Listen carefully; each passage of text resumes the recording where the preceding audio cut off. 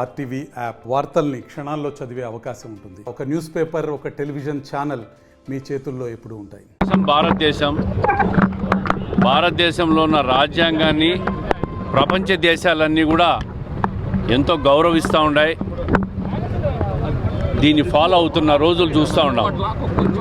ఆంధ్రప్రదేశ్లో మాత్రం సపరేట్ రాజ్యాంగం నడుస్తున్నట్టుంది.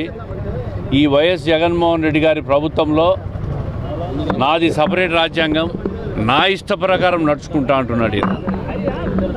ఇప్పటికైనా ఈ రాష్ట్రంలో అంతో ఇంతో ప్రజలకు భద్రత ఉంది, శాంతి భద్రతలు ఆ మాత్రం ఉన్నాయంటే న్యాయస్థానాల వల్ల, పత్రికల వల్ల, మీడియా వల్లనే. ఈరోజు నిన్న అనంతపురం జిల్లాలో జరిగిన రాప్తాడులో జరిగిన ముఖ్యమంత్రి గారి సభలో ఆంధ్రజ్యోతి విలేకరిని విచక్షణారహితంగా, దారుణంగా, అతి కిరాతకంగా కొట్టి గాయపరచడాన్ని చూస్తే ఈ ప్రభుత్వం ప్రజలను కాదు, ఈరోజు మీడియా పైన దాడులు చేశారు. రేపో మాపో తనకు అనుకూలంగా తీర్పులు రాకుండా న్యాయస్థానాల పైన కూడా దాడులు చేస్తారేమో అనే ఆందోళన కలుగుతూ ఉంది. చాలా దారుణమైన పరిస్థితులు ఉన్నాయి రాష్ట్రంలో. మీరు ఏం మాట్లాడితే అది చిత్రీకరిస్తారు పత్రికలు, ఎలక్ట్రానిక్ మీడియా కానీ, ప్రింట్ మీడియా కానీ. దానికి ఎందుకు మీకు అంత బాధ, అంత ఆందోళన? అంటే తప్పు చేస్తున్నారు కాబట్టి రాజ్యాంగాన్ని వృత్తిరీత్యా తన ఉద్యోగంలో భాగంగా నిన్న రాప్తాడు సీఎం సిద్ధం మీటింగ్కి పోయి ఫోటోలు తీస్తున్నటువంటి ఫోటోగ్రాఫర్ శ్రీకృష్ణ మీద వైసీపీ గూండాలు విచక్షణారహితంగా దారికి పాల్పడడం చాలా హేయమైన చర్య. దీన్ని ఏపీడబ్ల్యూజే రాష్ట్ర కమిటీ తరఫున, జిల్లా కమిటీ తరఫున తీవ్రంగా ఖండిస్తూ ఉన్నాం.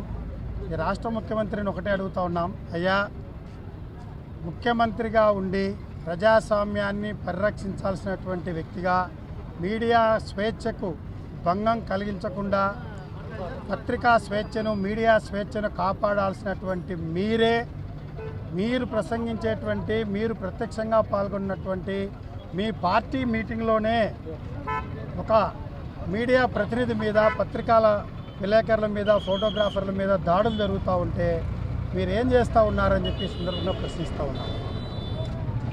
ప్రభుత్వం ఏవైనా లోపాలుంటే ఆ లోపాలు వెలుగెత్తి చాటేటువంటి మీడియా మీద దాడికి పాల్పడడం ద్వారా మీరు మా తప్పులను బయటికి తీస్తే కబడదార్ అనే పద్ధతుల్లో మీరు హెచ్చరిక చేయడం కోసమే ఈ దాడి జరిపినట్టుగా మేము భావిస్తూ ఉన్నాం.